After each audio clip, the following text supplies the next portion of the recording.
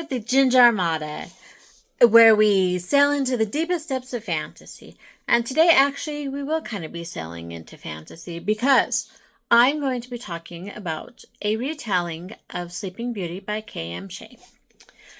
So, this is I think this actually might have been her first book that I read. And honestly, I kind of fell in love with it. It's been the first time I read it. I was younger then, and as I've gotten a little bit older, I still love it, but my feelings have changed a little bit. And I'll explain. So in this retelling, at the beginning, all the fairies or all the magic users are giving their blessings to Princess Rosalinda. And it's interrupted not by Maleficent, but by a rogue magic user named Carabosso, something like that. And he comes and delivers the curse with the spindle and everything. And one of the magic users is thankfully able to alter it, and so she can be woken by true love's kiss. Well, and this, spindles start showing up around the baby, around in the baby's clothes, all that stuff. And so the family decides it is in her best interest to send her away.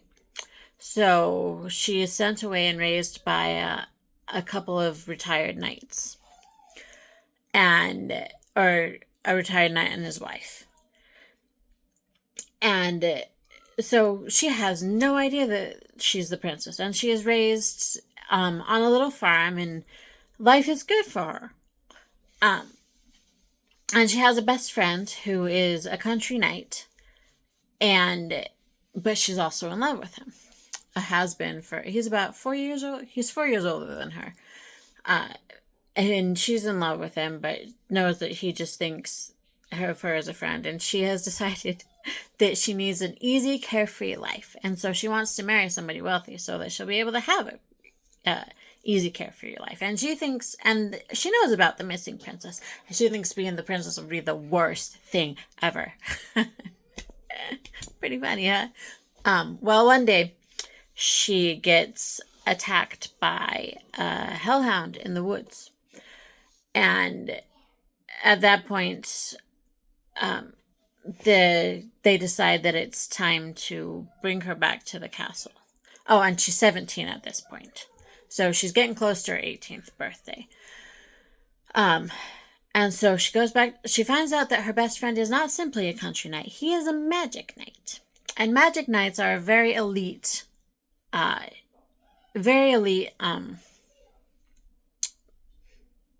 want to say brand, but that's not the word I'm looking for. A very elite type of knight. There we go.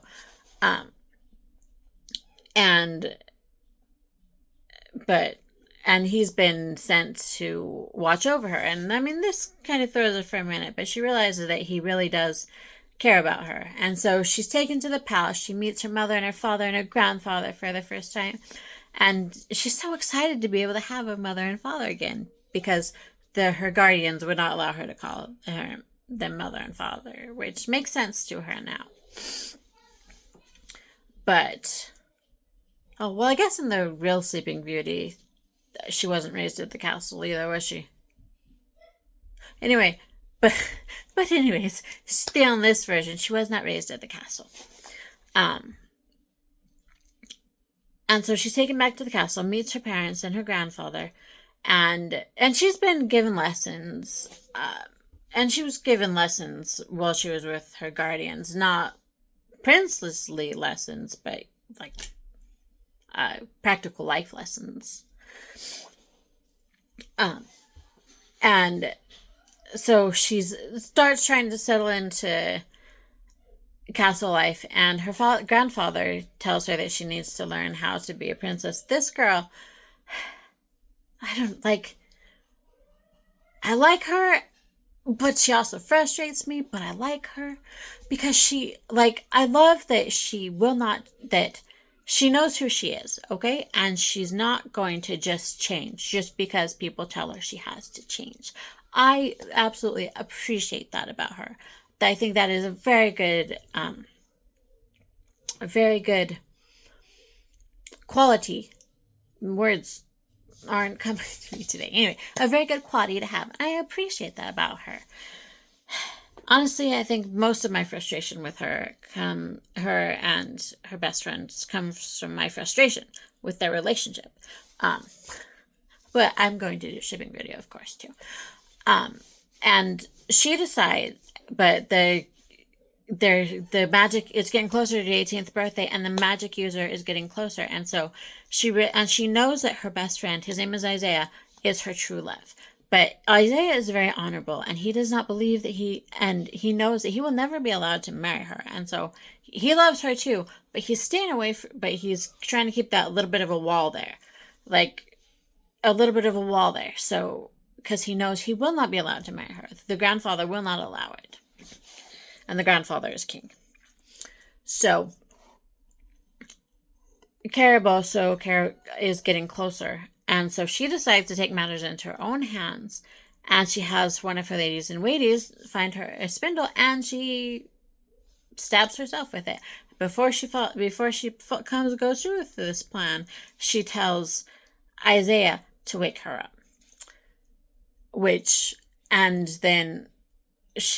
so she figures he'll do it right away. He does not do it right away.